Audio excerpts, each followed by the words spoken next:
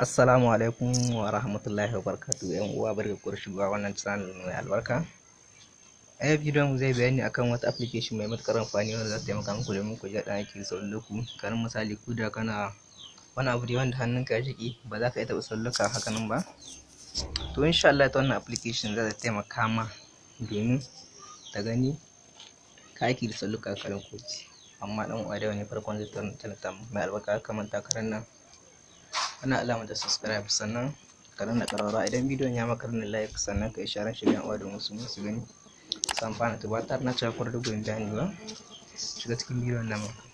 Da farko dai zaka je Play Store ka ɗauko application ɗinka, ga sunan shi kamar haka. Sannan idan ma ka diba ba gani ba sai ka diba a description, insha Allah zan sauke muku link shi. Daga nan sai ka samu ka je ka ɗauko shi domin ka ci gaba da aiki shi. To farko ga fuska application kin mu kamar haka, wannan kin nan mai alama ya isha ta mutum. Yawa zaka shige shi kamar haka, zai bude ma.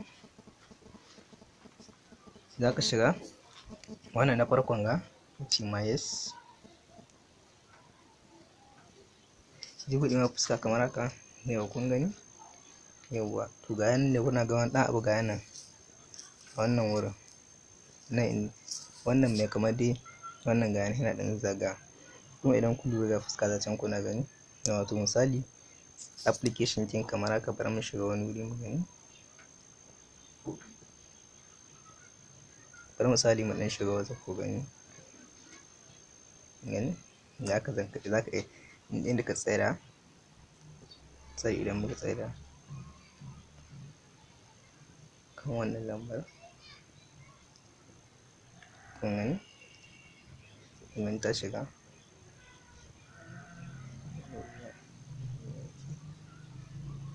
yawa. To kana application kin mu har rubutu za mu iya da shi, za mu iya da